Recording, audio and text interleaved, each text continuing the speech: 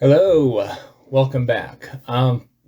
Today I'm going to do another grid, um, but one of the things that occurs to me as I do these grids is that I don't think I learn as fast as I used to.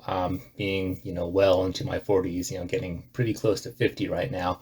Um, I do find that I am retaining some information when looking over like the most popular answers and whatnot.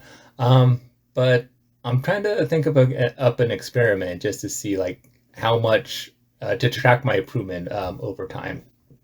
But for today, we'll go ahead and play the grid, and I'll see if I could come up with kind of like a fun little game to play to track my progress now versus a month from now. Because let's face it, after Labor Day, kids go back to school, my work ramps up, and I probably won't have much time to play. But in any case, let's see how we do today. So, along the lines of what I was saying earlier, like having played this game for a few weeks now, I know, for example, that Zach Greinke is probably going to be the most popular answer in Houston, Kansas City. Um, that's an answer that I might not have come up with very quickly in the past, but it was one that kind of came back to me when I was driving my kid to camp this morning. Let's see, I think I had somebody else there, but I'm going to come back to that. Um, but just in filling this out in earnest, let's go ahead and start with Houston, New York. Now, Verlander, that is a name that I probably will come up with, but again, I'm pretty sure that's going to be most popular based on my experience thus far. But not surprisingly, I have two 80s players that I'm going to choose from here. So it's either going to be Ray Knight, who was a third baseman, played for Houston, and then played for the 1986 World Championship team for the Mets. The other one that I might go with is Mike Scott. He was a Cy Young pitcher for Houston. I'm pretty sure he won the Cy Young in like 86 when they lost to the Mets in the World Series. And he was a 80s practitioner of the split finger when it was kind of like the hot thing back in the day. They'll both probably go single digits. I wouldn't be surprised if Mike Scott goes a little more. But sure, let's go with Ray Knight. Let's see what Ray Knight registers. 0.3%. Hey, pretty good. Okay. Let's see.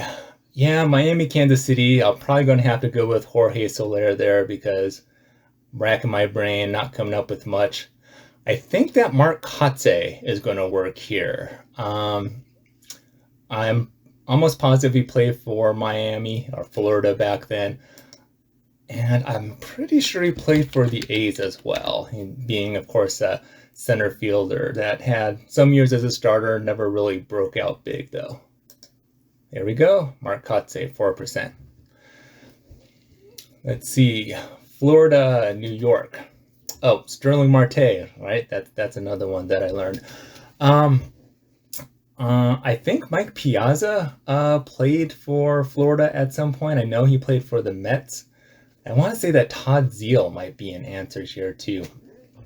And then, so we'll come back to that. I might resign myself to go into Sterling Marte there. Let's see. But for Houston and the A's, I don't remember who the top pick is going to be. I'm going to go with Art Howe. I know he played with Houston for at least a few years. And the only reason why I shouldn't say the only reason. One reason I associate him with the A's is because he was the manager during like the Giambi Isringhausen years. And part of the reason I remember that is because he was the manager portrayed in Moneyball by Philip Seymour Hoffman, which I think is a weird pick to play Art Howe. But in any case, let's see if he actually played for Oakland as well. Nope. Dang it. Okay, I might be lost there. Let's see. Okay. This could get ugly. But well, and instead of going with Sterling Marte, who is I know is the safe pick here, we'll go with Mike Piazza, which, if this is true, I'm sure it'll be double digits as well. Yeah. There we go, 14%. Um, let's see, Kansas City All-Star. Well, obviously, every year a team gets an All-Star. So, I mean, George Brett is going to be an obvious one. Mike Moustakas probably made the All-Star team one year, Zach Greinke. But I'm going to go with Kevin Seitzer. Not 100% sure he made the All-Star team, but he did have like 1 or 2 300 years. He may have even had a batting title for one of those years, being a third baseman in the 80s. Another person I might go with would be Dan Quisenberry. I would have to think that he made an All-Star team at some point, but we'll go with Kevin Seitzer. Let's see here. There we go, 0.2%. Wow, okay, that's a good one. Let's see, A's All-Stars. Well, there's so many that'll come top of mind. You know, everybody from Reggie Jackson to McGuire and, you know, folks more recent.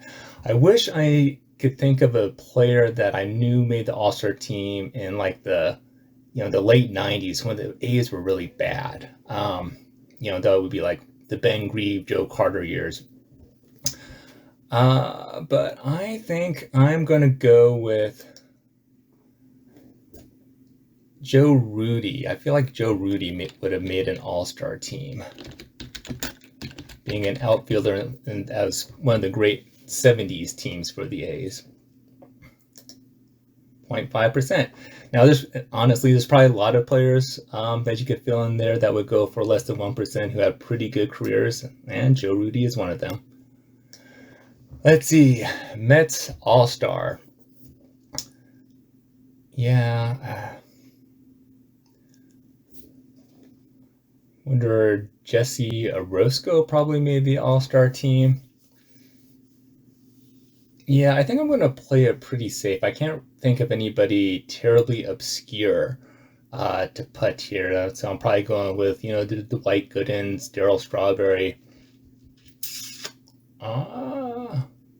If there was a starter. Yeah, I don't know if Isringhausen would have made it when he was playing for the Mets. All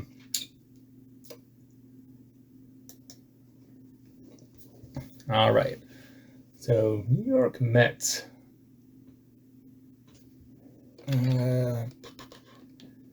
Keith Hernandez. We'll go with Gary Carter. I'm going to guess Gary Carter pulls single digits, but I wouldn't be surprised if he goes in double. 2%. There we go.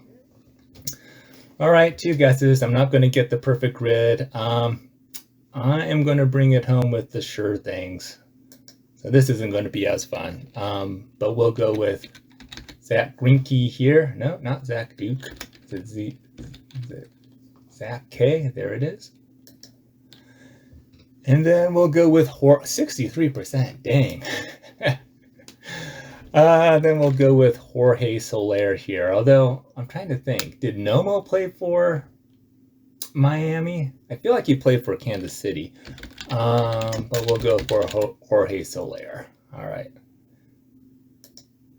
51. Boy, those are just blowing up the rarity score. But I got 8 out of 9. Not bad. And I got some pretty low percentage picks there, too. I finished above the average. So, Octavio Dotel, I think he played for half the teams in the majors. Nelly Fox, no kidding. Wow. Now, that is something.